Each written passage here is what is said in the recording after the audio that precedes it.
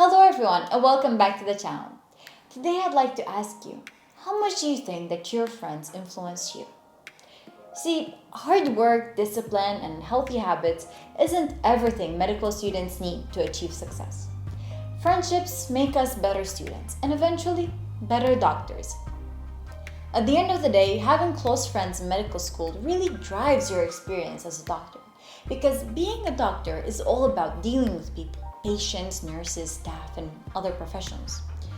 You see, you need to develop those people skills that you get from relating to diverse groups of people on both a professional and human level.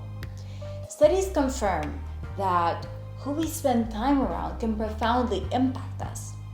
One study suggests that you're more likely to gain weight if your best friend has gained weight, even if your best friend lives in another city. Another study demonstrates that our happiness is often directly related to our colleagues and friends.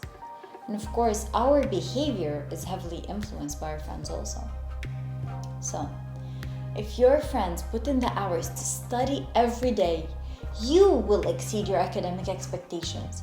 But if you surround yourself with people who do not value academic success, then you will find yourself getting distracted from your goals.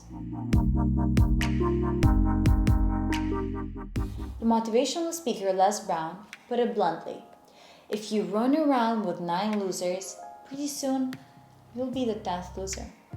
I know, pretty harsh, but it's true. Yet, we often spend more time picking out an outfit for an interview than we do on deliberately surrounding ourselves with the friends that will better our chances for success. Okay, here is how we can pay more attention to whom we are spending time with. First of all, identify your people. Try to identify the people who, as far as you have noticed, have the same values or goals as you do. Remember, this person that you find doesn't always need to become your best friend forever. This person can become a mentor or introduce you to a small, cool group of people that have the attitude and skills that you want to cultivate in your life. Okay, but what do you do with the people that are already in your life? Okay, here's the really hard part. Giving a silent critique of the people you keep around you may sound judgmental and downright ruthless. But understanding their influence on your life is crucial to your growth as a person. At the end of the day, we only have one life, and the years, they pass quickly. You have too much at stake to let this go unaddressed. If someone is bringing you down, you have to reduce his or her involvement in your life.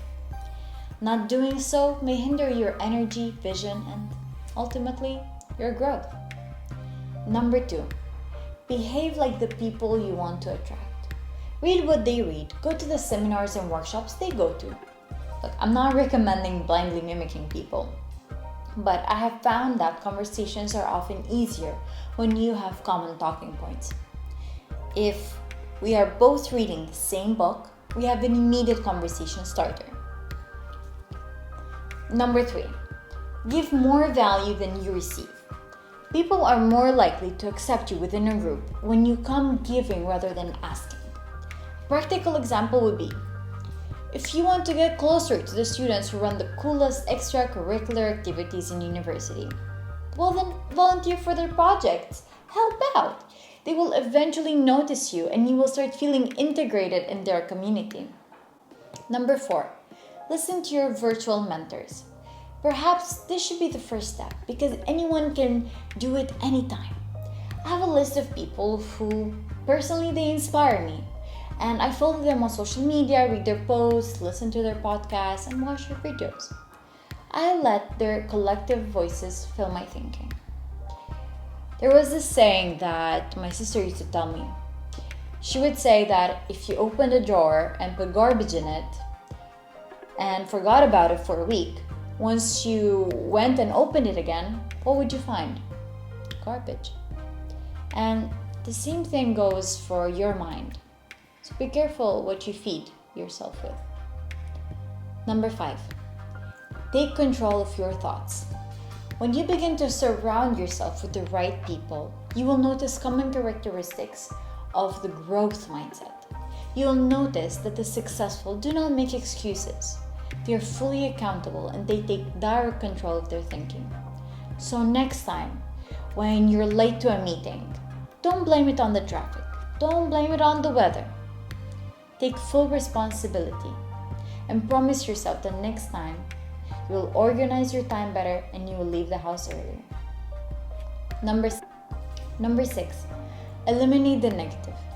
Eliminate and minimize the negative voices that drag you down. Spend less time with the person who is overly critical. And unfollow or hide those who take you places you don't want to go, like partying the night before an exam. Look, I'm a big believer in listening to different voices. I don't eliminate those who think differently than I do. In fact, I seek those people because it helps me grow my perspectives of the world. But if someone is a constant drain on my energy levels, I do limit my exposure with them. Too many people allow others to dump garbage bags of negativity on them and then wonder why they feel weighed down. It's so important to meet those people at the door and kindly point them out in another direction. I would like to end with a quote I really like. Motivational speaker Charlie Jones used to say in his seminars that you're the same today as you'll be in 5 years, except for 2 things: the people that you meet and the books that you read. So important for your career and for your happiness to deliberately and carefully surround yourself with the right people. These people will candidly tell you when you're off course, motivate you when you're feeling slow, and inspire great performance when the game is on.